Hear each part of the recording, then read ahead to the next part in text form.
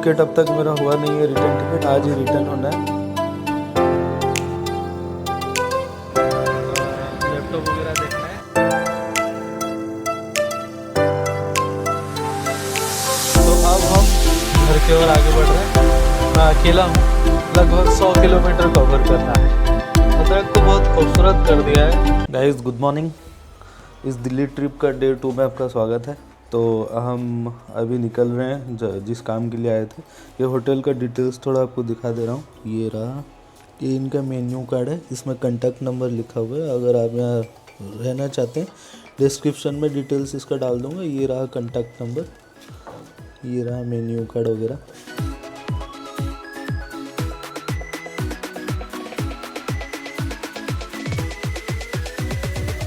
ठीक है, और रूम इस टाइप का है, देख लीजिए अराउंड। तो चलिए हम निकल रहे हैं अब यहाँ से। टिकट अब तक मेरा हुआ नहीं है, रिटर्न टिकट आज ही रिटर्न होना है। और मैं देख रहा था कल जो टिकट 8,000 दिखा रहा था, आज वो 11-12 हज़ार दिखा रहा है। तो अब तक हम लोग मतलब टिकट काटे नहीं है। काम समाप्त करने के बाद टिकट काटते हैं, देखते हैं सेम रहता है या फिर ज़्यादा बढ़ जाता है।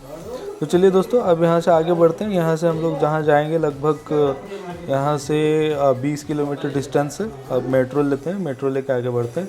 तो दोस्तों वीडियो में लास्ट तक बने रहिए।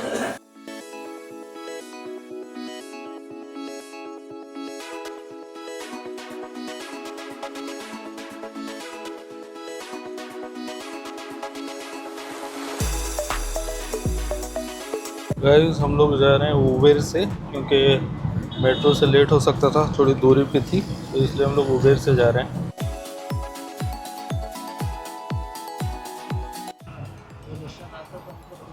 हाँ पहुँचेंगे हम लोग लगभग 10:10 में। टाइम परफेक्ट है। गाइस हम लोग अपने डेस्टिनेशन में पहुँच चुके हैं और यहाँ मीटिंग वगैरह चालू है, ये देख सकते हैं आप। ये रहा।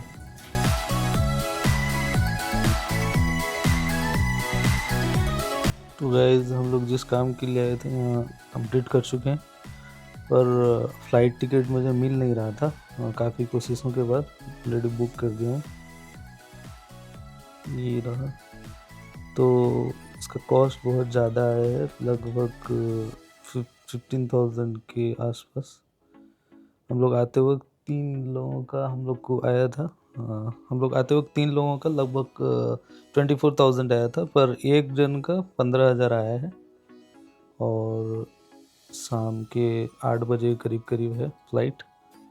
तो अब यहाँ से अगर समय होता है कहीं घूमने जाएंगे, अदरवाइज़ हमको एयरपोर्ट जाना है। तो ये रहा अराउंड हम लोग जहाँ आए थे, ये ऑफिस का। अब हम लोग वहाँ से आ चुके हैं, अब जाने वाले हैं नेहरू प्लेस। थोड़ा बहुत लैपटॉप वगैरह देखना है। तो यहाँ से हम लोग जाएंगे, ये उबेर बुक किया हुआ है, ऑटो में जाएंगे।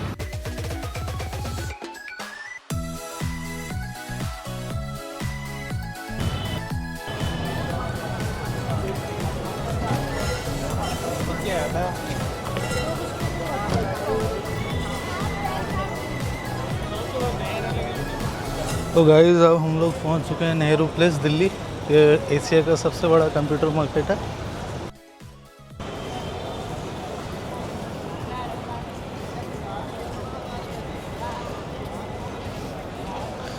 हमको एक प्रोजेक्ट के लिए लैपटॉप लगभग 90 हम लोग इसलिए आए हैं ढूंढने के लिए। देखते हैं यहाँ कितना कॉस्ट में अवेलेबल हो पाता है।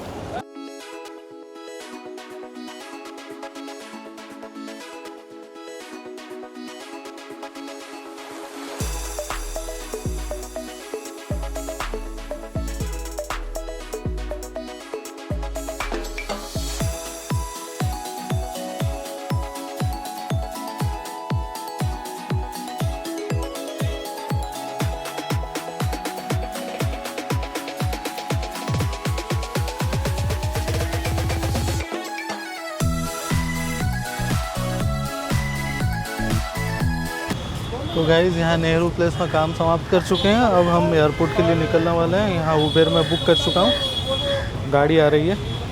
तो पहले एयरपोर्ट पहुँच जाते हैं, क्योंकि यहाँ दिल्ली भीड़ भाड़ इलाका है, थोड़ा पहले से पहुँचना बेहद ही ज़रूरी है। अपने पास समय है, तो ये रहा नेहरू प्लेस। तो यहाँ से अब हम एयरपोर्ट के लिए रवाना होने वाले हैं। और मेरे मामा और पापा जो हैं ये जाएंगे अजमेर शरीफ। तो यहाँ से पापा मामा अलग चले जाएंगे, मैं एयरपोर्ट चला जाऊँगा। और ये 2 दिन बाद घर पे जाके पहुँचेंगे। मैं आज रात ही पहुँच जाऊँगा।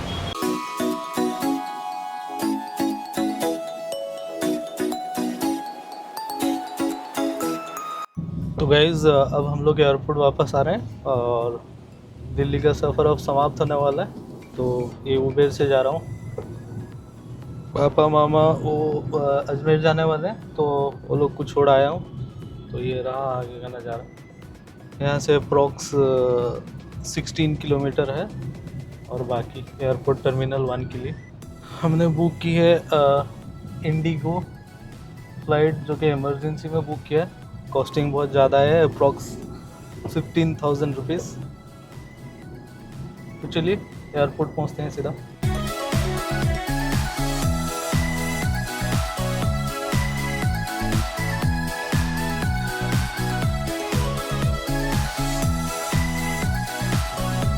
तो गाइज अब हम लोग एयरपोर्ट पहुंचने ही वाले हैं, टर्मिनल 1।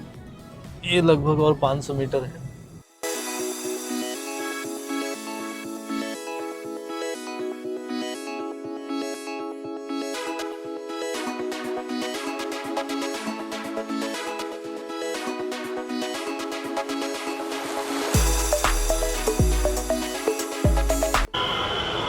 तो गाइज हम लोग अब एयरपोर्ट पहुंच चुके हैं। ये रहा दिल्ली एयरपोर्ट का बाहर का नज़ारा।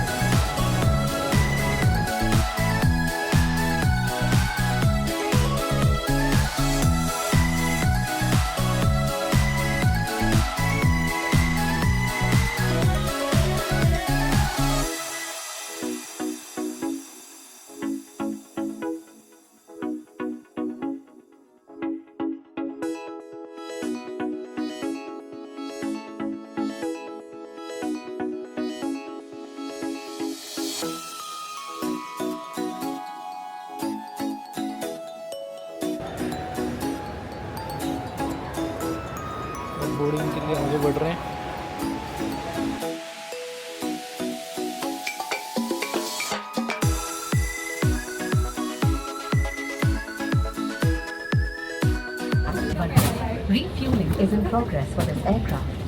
तो अब हम सीट में बैठ चुके हैं, बोर्डिंग कंप्लीट हो चुकी है और थोड़ी ही देर में हम दिल्ली छोड़ने वाले हैं।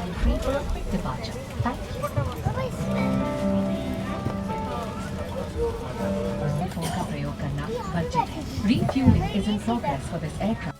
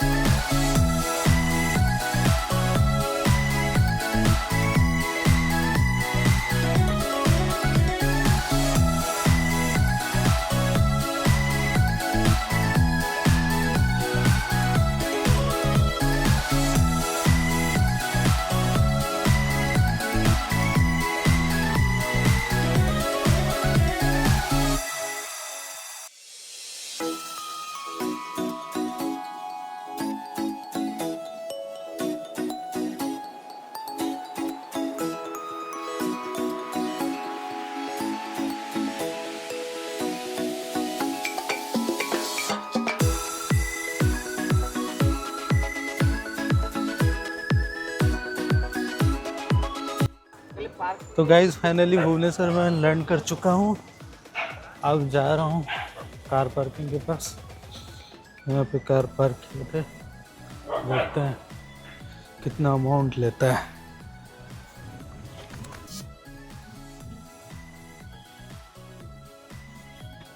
फाइनली अपनी गाड़ी के पास पहुँच चुके हैं। तो चलिए गाइज, अब यहाँ से अब घर का सफ़र शुरू करते हैं। बहुत फ्लाइट में बैठना हो गया और गाड़ी ठीक ठाक है, कोई प्रॉब्लम नहीं।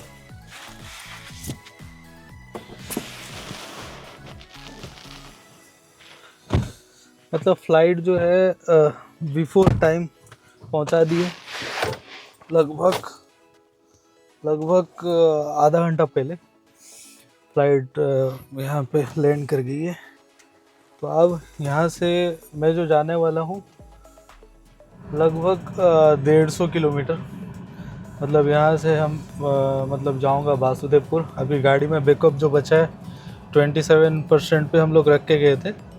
70 किलोमीटर का रेंज है। तो बाहर निकलने के बाद सबसे पहले चार्जर ढूंढते हैं, उसके बाद जो है हम लोग फुल चार्ज करके आगे बढ़ेंगे। तो चलिए देखते हैं कितना अमाउंट यहाँ पे करना होता है। और ये रहा मेरा टिकट।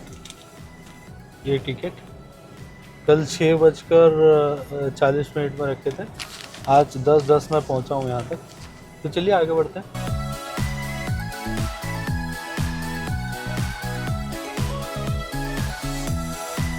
तो गाइज यहाँ पे बिल बना है 240 रुपीज़, 240 रुपये बिल बना है। अब ढूंढना है चार्जर कहाँ अवेलेबल होगा। पहले एक काम करते हैं, देख लेते हैं प्लगशेयर पे। ये रहा प्लगशेयर पे कौन कौन सा चार्जर नियर बाय है देख लेते हैं। एयरपोर्ट के पास ही है, एक है अदानी, दूसरी वाली जियो बीपी। तो हम जियो बीपी पे चलते हैं। जियो बीपी की चार्जर। तो जियो बीपी वाला जो ऐप है उस पर देख लेते हैं। इस पर सिर्फ देखते हैं चार्जर अवेलेबल कहाँ पे बस। और ये नियर बाय ये रहा, विशाखापट्टनम इंटरनेशनल एयरपोर्ट। डायरेक्शन बस 34 मीटर पे है, यहीं कहीं पे। Head northwest, then turn right. 1.9 kilometre. चलो अब बाहर निकलते हैं।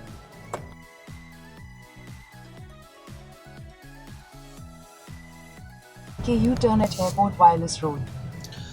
गाइस मैं बाहर आ गया। मैं बाहर आ गया क्योंकि अंदर था। हम लोग मतलब गलती से दूसरे रास्ते से निकल गया, फिर अंदर जाना था, इसलिए मैं अंदर नहीं गया। चार्जर और भी बहुत सारा अवेलेबल है, तो देखते हैं आगे में कौन सा चार्जर इजीली पास में मिलता है, तो उसी के हिसाब से हम लोग चार्ज करके आगे बढ़ेंगे।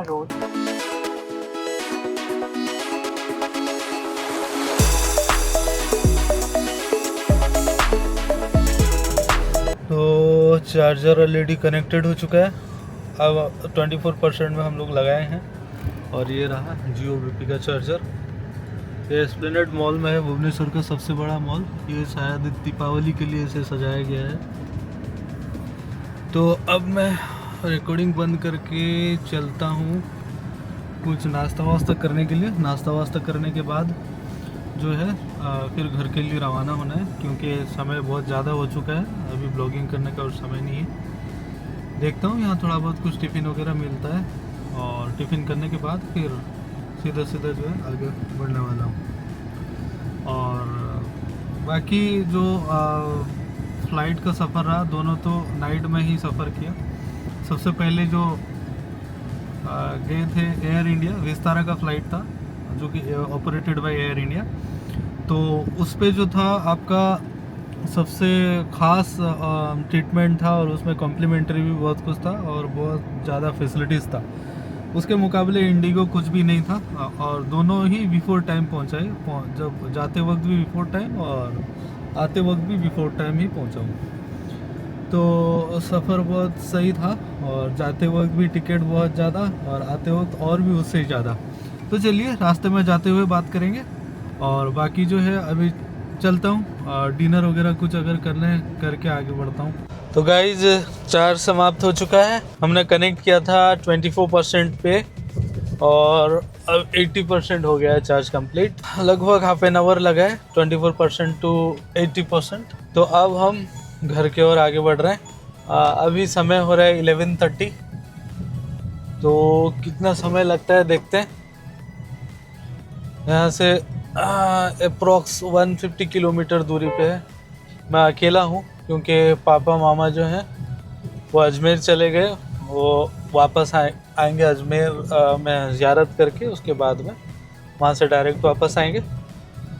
तो मैं अकेला आ गया और फ्लाइट में तो कोई दिक्कत नहीं था, आराम से पहुँच गया। मतलब 1 घंटा 50 मिनट के लगभग समय लगा है। और प्रॉब्लम यह है कि मुझे अभी अकेला ड्राइव करके जाना है अप्रोक्स 150 किलोमीटर। अभी समय रात का 11:30 हो रहा है, तो यही प्रॉब्लम है। देखते हैं, आराम आराम से चलते हैं आप लोगों के साथ बात करते हुए। देखिए ये रहा भुवनेश्वर का नज़ारा, ये रसूलगढ़ है भुवनेश्वर का। चलिए दोस्तों, जो इस चैनल में नए हैं कृपया करके चैनल को सब्सक्राइब कीजिए, लाइक शेयर ज़रूर कीजिए ताकि हमें और मोटिवेशन मिले ज़्यादा से ज़्यादा ब्लॉगिंग करने के लिए। गाइस रात का एग्जैक्ट 12 बज रहा है और आज का जो सफ़र था, मतलब सुबह सुबह होटल से उठने के बाद हम लोग पहले जो काम था, जहाँ जाना था वहाँ से लगभग 18-20 किलोमीटर के लगभग वहाँ पहुँचे। वहाँ काम ख़त्म करने के बाद नेहरू प्लेस चले, नेहरू प्लेस से एयरपोर्ट, एयरपोर्ट से भुवनेश्वर, भुवनेश्वर से फिर घर। मतलब इतना लंबा सफ़र, इतना टायर्ड होने के बाद फिर जो भुवनेश्वर से अभी 150 किलोमीटर के लगभग मुझे एरिया कवर करना है, तो थोड़ा दिक्कत हो रहा है ड्राइविंग में। देखिए बाहर का नज़ारा देखिए, यह नेशनल हाईवे 16। रास्ता ठीक ठाक है, बहुत रास्ता बहुत मतलब बहुत बेहतर रास्ता है। कहीं कहीं पे थोड़ा बहुत डाइवर्सन देखने को मिलेगा, अदरवाइज रास्ता जो है टिप टॉप है बिल्कुल। गाइज एग्जैक्टली पब्लिक एरिया में जब ब्लॉगिंग करना होता है थोड़ा बहुत अभी मुझे दिक्कत आता है, क्योंकि मैं नया नया ब्लॉगिंग करता हूँ। इन जनरली मैं कार के अंदर या फिर फाका एरिया में ब्लॉगिंग करता था, पर इस बार जो मैं मतलब बाई एयर गया ब्लॉगिंग करते हुए, और पब्लिक ट्रांसपोर्ट में जब ब्लॉगिंग करते हुए आप जाते हैं थोड़ा बहुत दिक्कत आता है, क्योंकि आप जब नया नया ब्लॉगिंग करते हैं लोगों के सामने कैमरा पकड़ के कैमरा को देखते हुए बोलना, लोगों का रिएक्शन थोड़ा अलग होता है। और ये सारा चीज़ है, थोड़ा समय लगेगा ब्लॉगिंग को पूरा 100% जो है उसमें कॉन्फिडेंट लाने के लिए। लोगों के सामने कैमरा पकड़ के बोलते हुए देखना, लोग जब ज़्यादा आपको अटेंशन देते हैं तो आपको थोड़ा बहुत दिक्कत आएगा। पर मुझे लगता है अगर मैं ऐसे और 1-2 ट्रिप कर दूं तो सारा जो है जो साइनस आता है वो साइनस चला जाएगा। देखते हैं फिर नेक्स्ट ट्रिप कहीं भी जाएंगे तो और थोड़ा बेहतर करने की कोशिश करेंगे। अगर आपको कुछ भी सुझाव देना है तो कमेंट में ज़रूर बताइएगा। बट मैं 100% मुझे करना ही है, क्योंकि बिज़नेस भी वैसे है कि आगे को हम लोग बिज़नेस जो भी कर रहे हैं और आगे को इधर उधर जाना भी पड़ रहा है और आगे को जाना भी पड़ेगा। ब्लॉगिंग करते हुए अगर जाते हैं तो एक में डील करते हैं कैसे क्या मतलब ट्रैवल करते हैं, सारा इन्फॉर्मेशन अगर आपको पता चलेगा तो आप अगर सेम वे में जा रहे हैं आपको आसानी होगी सफ़र तय करने के लिए। और बाकी आज 2-3 चीज़ नया नया मुझे सीखने को मिला एयरपोर्ट में। जैसे कि देखिए कि इन जनरली जब एयरपोर्ट में आप एंटर करते हैं तो आप वहाँ आई कार्ड शो करते हैं, आई कार्ड शो करते हैं, पहले अंदर जाते हैं, फिर उसके बाद फिर जब सिक्योरिटी चेक पे जाते हैं वहाँ भी आपको आई कार्ड शो करना पड़ता है। तो अभी जो नया सिस्टम आया है, एक मोबाइल ऐप है, ये DGCI अप्रूव में DGCI इसको लॉन्च किया है, डिगी यात्रा। ये रहा डिगी यात्रा, देखिए ये ऐप अगर आप इंस्टॉल करके इसमें जो प्रोसेस है वो प्रोसेस कंप्लीट करते हैं तो आपका पहले से जो है फेस रिकॉग्निशन हो जाता है। उसके बाद आप वहाँ सामने में जाएंगे तो आपको कुछ दिखाने का ज़रूरत नहीं है, डायरेक्ट सामने में फेस दिखाएंगे तो ऑटो डिटेक्शन हो जाएगा, आपको अंदर एंट्री ले लेगा, ऑटोमेटिक खुल जाता है। डिगी यात्रा के ऐप से इंफॉर्मेशन लेते हुए वहाँ ऑटोमेटिक गेट ओपन हो जाता है, मतलब सेल्फ ऑपरेटेड हो गया है और कोई सिक्योरिटी वहाँ चेक का ज़रूरत नहीं होता है। मतलब अंदर जाते हुए बोर्डिंग के पास तो सिक्योरिटी चेक ज़रूर होगा, और सिक्योरिटी चेक जो है बहुत ज़्यादा हार्ड हो गया है अभी। मतलब इतना सिक्योरिटी चेक हो रहा है, जूता भी आप बाहर निकाल के जाएंगे, मतलब वो मशीन से, एक्सरे मशीन के अंदर से आपको गुजारना होगा।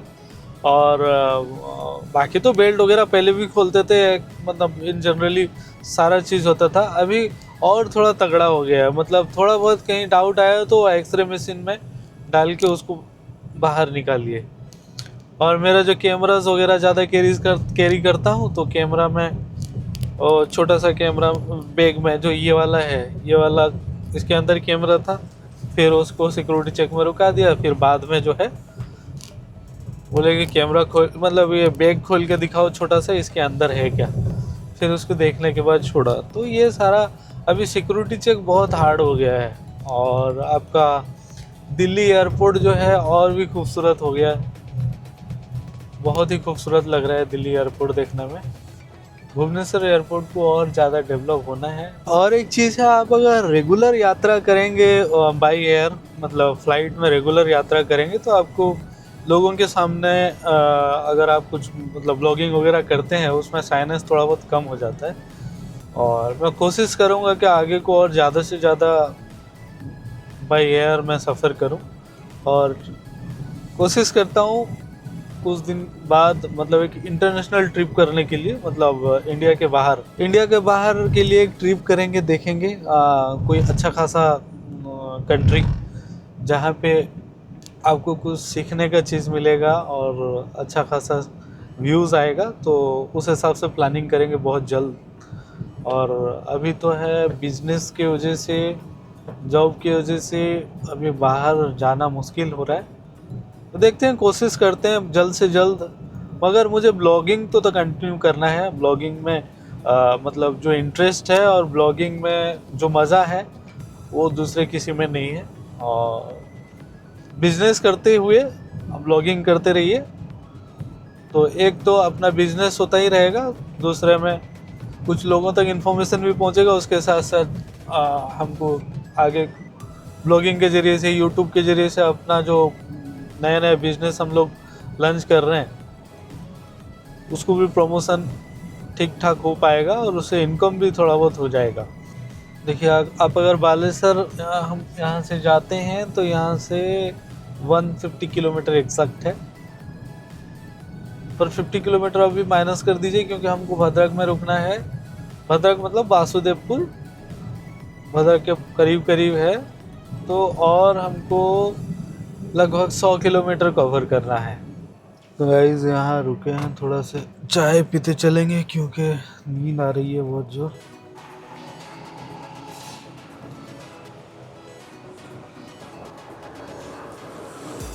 रात में जब नींद आती है गाड़ी चलाते वक्त, जब चाय पी के आगे बढ़ते हैं तो थोड़ा बहुत मतलब आधा घंटा तक जो है नींद आना बंद हो जाता है।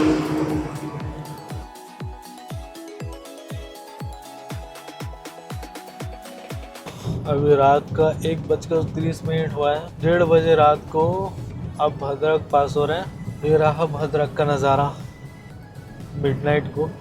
भद्रक को बहुत खूबसूरत कर दिया है।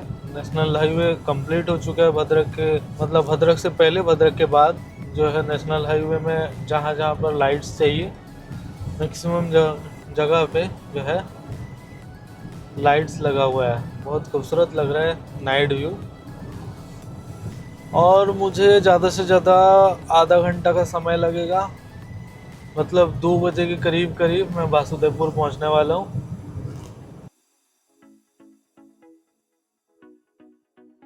गाइस, अब मैं जा रहा हूं जामझड़ी टू वासुदेवपुर। ये धामरा रोड है। रोड देखिए कितना सन्नाटा। और सबसे डेंजरस बात यह है कि रास्ता का सांड इसमें बहुत ज़्यादा होते हैं और दिखाई नहीं देते, ब्लैक कलर के सांड बहुत ज़्यादा होते हैं। रिसेंटली हम लोग का एक बंदा जो है इस रास्ते पे एक्सीडेंट हुआ था बाइक में, क्योंकि सांड उसको नज़र नहीं आया, सांड के ऊपर बाइक चढ़ा दिया था। सांड का तो कुछ नहीं होने वाला, बाइक वाला जो होगा, देखिए देखिए आपके सामने है, देखिए देखिए देखिए बिल्कुल नज़र नहीं आ रहा है। देखिए ये, आप अगर स्पीड में होंगे तो आप हिट कर जाएंगे। तो इसीलिए मुझे मालूमात है कि इस रास्ते में सांड बहुत ज़्यादा है, इसलिए मैं देखिए प्रैक्टिकली मैं आपको यहाँ पे देखिए, यहाँ प्रैक्टिकली जानता हूँ, इसीलिए मैं प्रिकॉशन मेंटेन करते हुए गाड़ी चला रहा हूँ।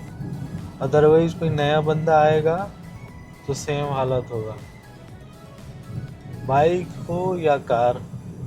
जब सांड को आप हिट करेंगे तो बहुत बड़ा दुर्घटना होने का संभावना रहता है उस पर। ये रहा बेतड़ा, शायद कुछ मेला वेला लगा हुआ है इसलिए सजाया गया है।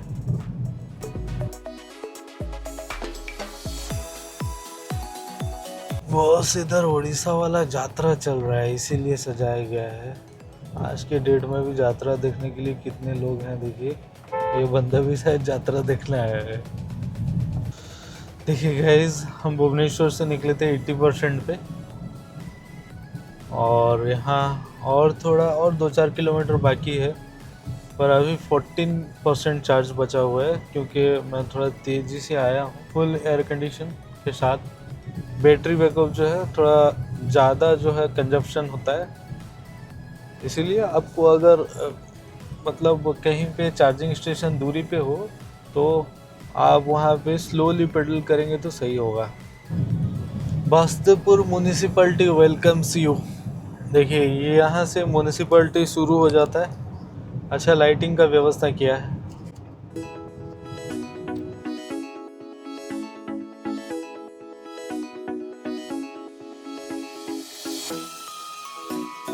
तो गाइज फाइनली मैं यहाँ पे पहुँच चुका हूँ, और अभी बैटरी बैकअप बाकी है 12%।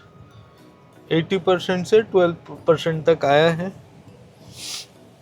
यानी कि 68% का जो है बैटरी बैकअप गया है from Bhubaneswar to Vasudevpur. Approx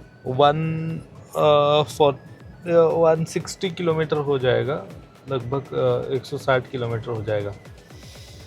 तो चलिए दोस्तों, आज का ब्लॉग हम यहीं पे समाप्त करते हैं। यहाँ पे नॉर्मल चार्जर में जो है कनेक्ट कर देंगे, फिर सुबह उठ के अपना घर वापस चलेंगे। Bye bye, good night.